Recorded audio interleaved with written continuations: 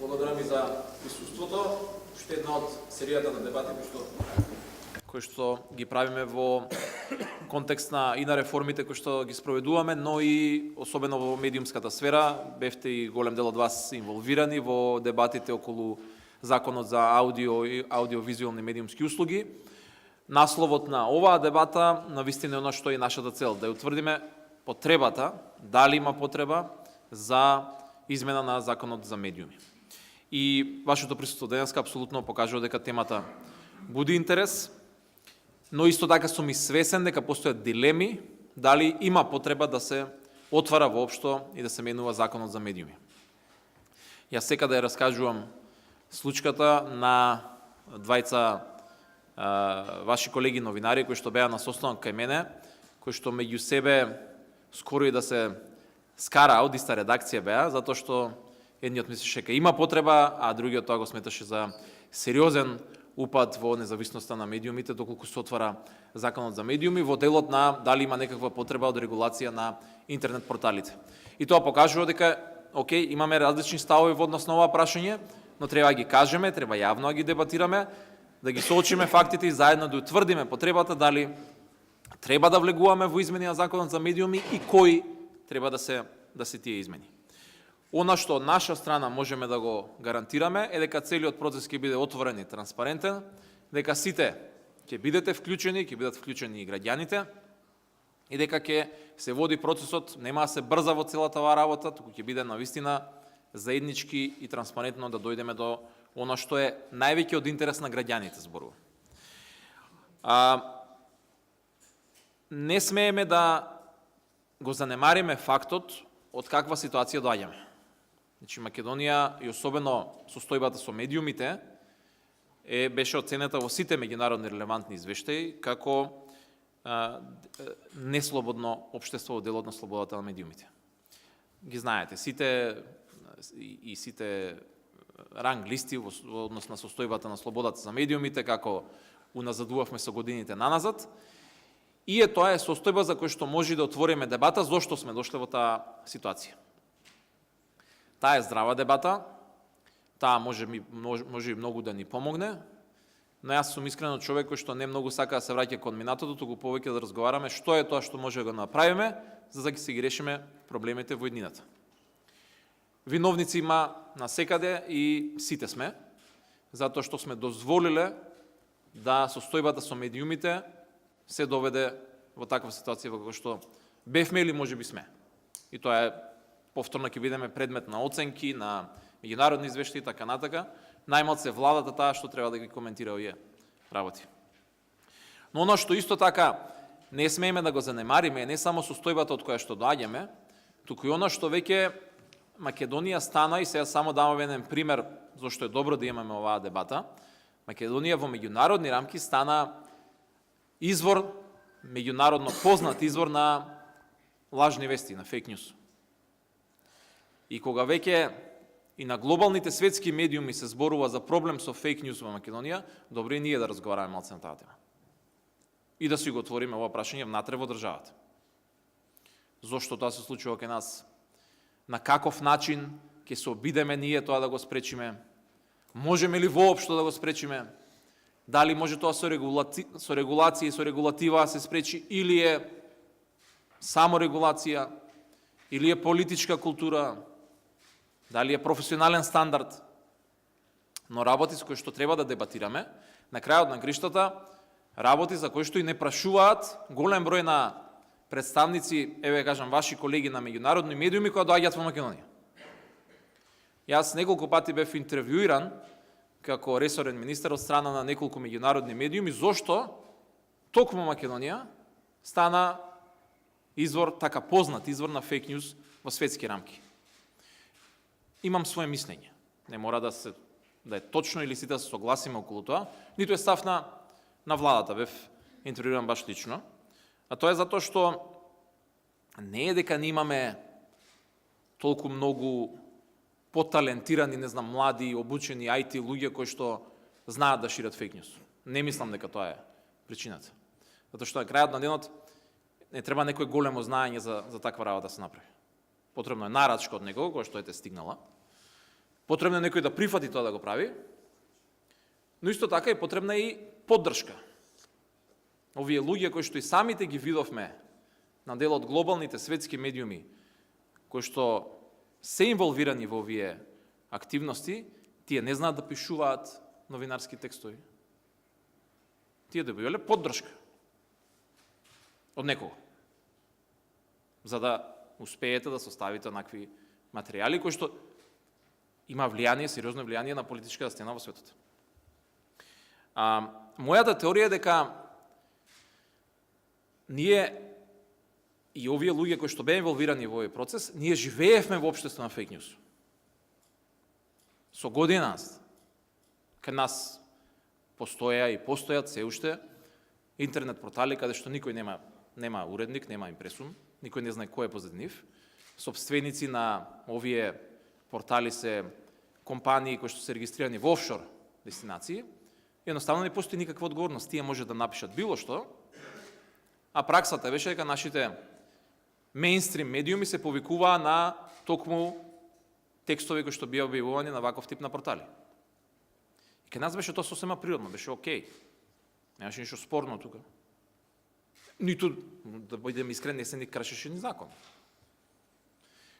Дали е решението или дел од решенијата на проблемот, може би да во тој дел на законот за медиуми отвориме дебата дали треба секој интернет портал што се регистрира во Македонија да има уредник, деклариран. Дали би може, треба или не треба, да забраниме собственост на медиум во Македонија, да не може да биде фирма која што регистрирана во офшор дестинација. И исто така дилема што треба да разговараме. Но ние сами, како земја, и само ние како Македонија нема да можеме да го решиме овој проблем.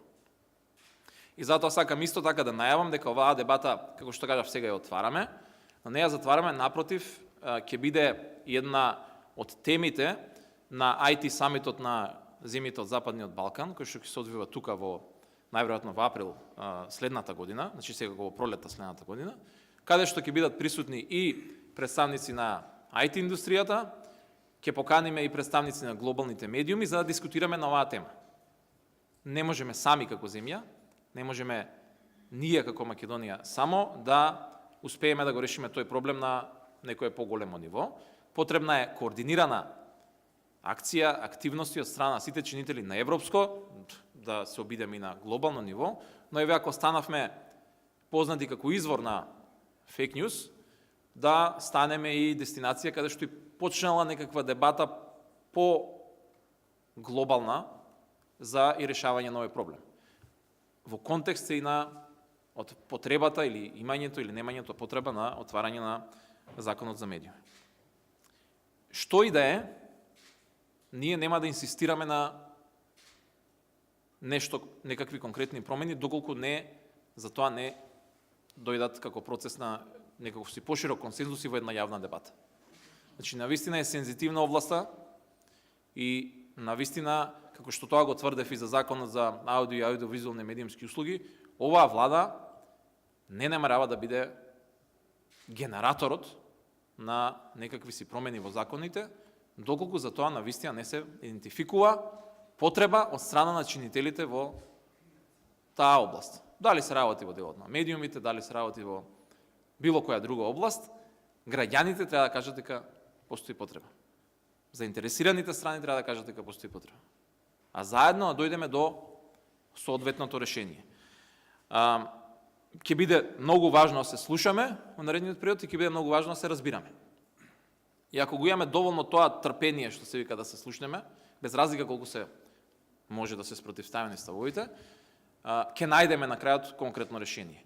Не мислам дека ова е тема за која што може да се развие некаква конфликтна ситуација во општеството, туку напротив сметам дека сите го воочуваме проблемот, треба да се договориме за начинот на кој што ќе дојдеме до решението на тој проблем. Дали ќе биде преку, па ќе кажам, измена законска регулатива, дали ќе биде преку саморегулација, дали ќе биде преку промена некакви си етички кодекс, професионални стандарди и така натака, тоа е нешто за кое што треба да разговараме исто во следниот период. За почеток толку и благодарам. Добар ден и од мене. Јас ќе продолжам тамо каде што Дамјан застана или ќе се обидам да дадам уште малку светло на иницијативата што денеска ја отвораме. Уште за време на пржинските преговори, кога дискутиравме за тогашната состојба во медиумите, многу прашања се ставија на маса. Едно од тие беше дека има потреба од редефинирање на многу законски одредби во Република Македонија и меѓу другите дел од присутните на тие расправи тогаш спомнаа дека е потребно да има измени и дополнувања во Законот за медиуми. Во рамки на вкупните реформи кои што владата се обидува да ги спроведе во рамките на медиумската сфера или медиумската индустрија, токму денеска ја отвараме и оваа тема и затоа е насловена како евентуална потреба од измени и дополнувања, што не значи дека намерата е да се оди во таа насока. Ово е многу сензитивен закон. Овој закон од една диоптрија која погледнете можеби ги третира овие прашања што пред малку беа спомнати и тоа е веројатно во фокусот на нашиот интерес, но од друга страна овој закон всушност ја третира новинарската професија. И треба да сме многу внимателни во насоките во кои што ќе се движиме во иднина, затоа што правата и обврските на новинарите, слободата на изразување е тука впишана. Само регулацијата е неопходна на Република Македонија. Јас би бил најсреќен кога вакви дебати не би имале за законски измени и дополнувања, туку дебатите би се воделе во рамките на еснавските организации и издруженија за тоа како медиумите и новинарите известуваат или кој колку и дали професионално се врши својата задача. Владата тука не сме да има никаква улога и никаква интервенција. Но додека постојат отворени прашања, коректно е да седнеме и да ги дебатираме заедно со сите чинители во медиумската индустрија. Затоа велам дека денеска ова што го правиме е да го почувствуваме пулсот. Дали се уште оваа тема е отворена? Дали ни е потребно да навлегуваме во измени и дополнување на Законот за медиуми? Велам, ја третира и новинарската професија, бидејќи членовите 5 и 14 на еден начин говорат за услови на издавање на медиум и за импресумот на медиумот. Едно од прашањата што ги ја допира темата на порталите или некои што велат не може портал и блог да се поистоветува. Но членовите 3 слобода за изразување, 8 и 9 право и обврски на уредништвото, член 11 право и обврски на новинарите, член 12 заштита на новинарот и заштита на информацијата, членовите 18 и 19 објава на исправка се нешто што е неопходно на професијата. И тие се дефинирани во овој закон. Барем јас до сега, а имам искуство во новинарството, не сум слушнал сериозни забелешки на тоа како се тие дефинирани во законот. Затоа велам и сугерирам да сме навистина прецизни и внимателни во тоа што сакаме да постигнеме. Нашата цел е да ја отвориме арената за расправа. Но кога ќе дискутираме на темата или темите, да внимаваме да не влеземе или да не се обидеме да редефинираме некои слободи и права што се веќе достигнати и кои што се веќе дефинирани. Ако е темата клучна, како порталите да бидат регулирани, да дискутираме на таа тема. И дали треба да бидат регулирани. Јас тој термин регулација би сакал да се избегнува, затоа што сметам дека повеќе станува збор за легитимирање на таков тип на медиуми, доколку на таа тема дискутираме. И мене денеска ми е искрено жал, еве гледам во публика, вие сте овде сериозен број на и колеги и луѓе заинтересирани присутни, меѓутоа оние што до нас ги упатуваа најголемите забелешки или предлози дека треба да се интервенира, не ги гледам денеска тука. И тоа е штета. А беа повикани дури и лично некои да дојдат и да го кажат своето мислење. Тоа може би говори за начинот на кој што заедницата медиумска сака да ги третира темите, во неформални разговори даде и ова и она и она, кога ќе дојде време за вистинска дебата, едноставно се остава некој друг да ја заврши работата. Оваа влада, факт е дека сака што е можно побрзо да ги затвори прашањата околу законските измени и дефинитивно овој тип на реформи во медиумите, што како обврска го имаме преземено, да се тргне од рамките на владата и владините институции. Потоа дебатата да се префарли на арената тамо каде што заслужува. Само регулацијата е суштина на условно регулацијата во медиумската сфера. И тука, не случајно, една од првите заложби на владата беше дека даваме целосна поддршка на етичките механизми и само регулаторните тела да добијат што е можно поголема видливост и значење.